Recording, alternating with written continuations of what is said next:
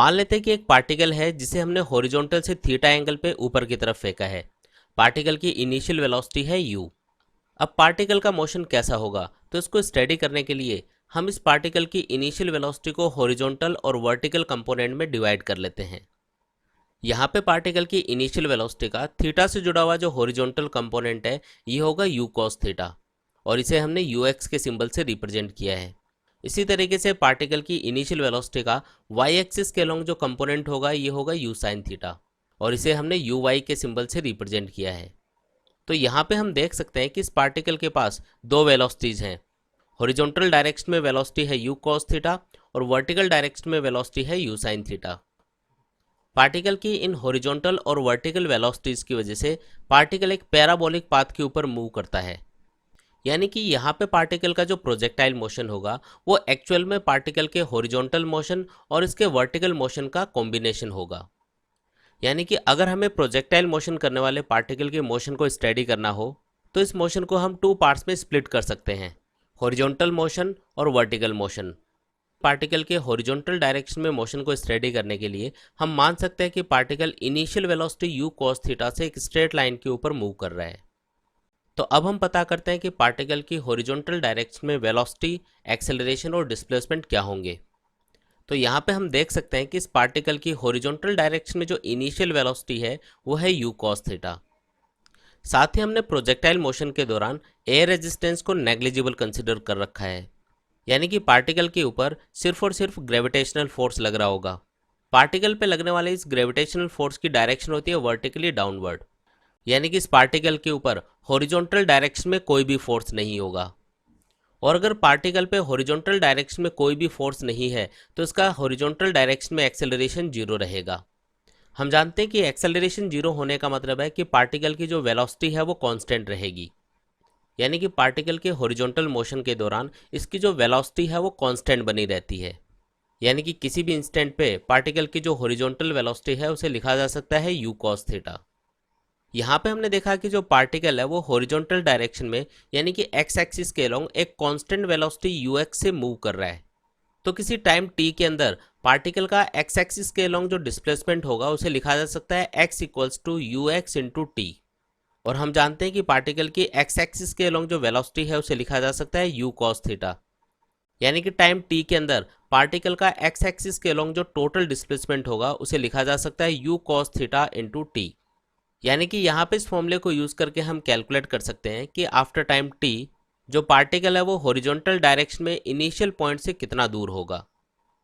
अब इसी तरीके से हम पता करते हैं कि पार्टिकल के वर्टिकल मोशन के दौरान इसकी वेलोसिटी, एक्सेलरेशन और इसका डिस्प्लेसमेंट क्या होगा। तो जैसा कि हम यहाँ पे देख सकते हैं कि जो पार्टिकल है वो वर्टिकल डायरेक्शन में initial velocity u sin theta से मूव कर रहा है। यहाँ पे पार्टिकल जैसे जैसे अपवर्ड डायरेक्शन में मूव करेगा यहाँ पे जो ग्रेविटेशनल फोर्स होगा वो इसे नीचे की तरफ खींचेगा।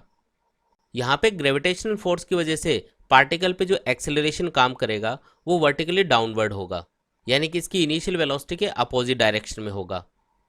इसलिए पार्टिकल के वर्टिकल मोशन के दौरान हमें इसके एक्सेलरेशन को -g कंसिडर करना होगा। यहाँ पे माइनस का सिंबल ये रिप्रेजेंट करता है कि पार्टिकल का जो एक्सेलरेशन है वो पार्टिकल की इनिशियल वेलोसिटी के अपोजिट डायरेक्शन में है। यहाँ पे पार्टिकल के इस नेगेटिव एक्सेलरेशन को हम रिटार्डेशन भी कह सकते हैं। अब हम पता करते हैं कि आफ्टर टाइम t पार्टिकल की वर्टिकल डायरेक्शन में फाइनल वेलोसिटी क्या होगी। तो यहाँ पे हमने देखा कि पार्टिकल पे जो वर्क करने वाला एक्सेलरेशन है वो कांस्टेंट है। तो आफ्टर टाइम t पार्टिकल की फाइनल वेलोसिटी कैलकुलेट करने के लिए हम इक्वेशंस ऑफ काइनेमेटिक्स यूज़ कर सकते हैं। काइनेमेटिक्स की फर्स्ट इक्वेशन है v equals to u plus A T.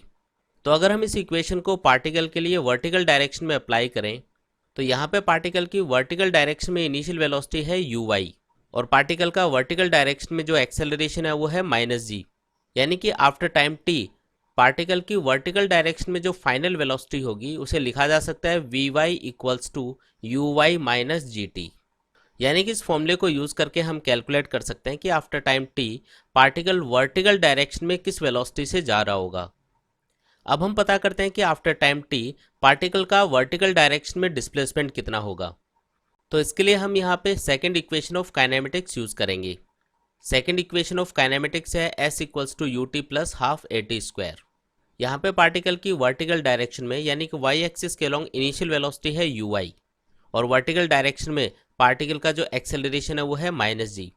तो वाई एक्सिस के अलोंग यानी कि पार्टिकल का वाई एक्सिस के अलोंग जो डिस्प्लेसमेंट होगा उसे लिखा जा सकता है Y equals to U I into T minus 1/2 G T square. Vertical direction में पार्टिकल की इनिशियल वेलोसिटी होती है यू साइन थीटा, यानी कि वाई एक्सिस के अलोंग पार्टिकल के डिस्प्लेसमेंट को लिखा जा सकता है Y equals to U sine theta into T minus 1/2 G T square.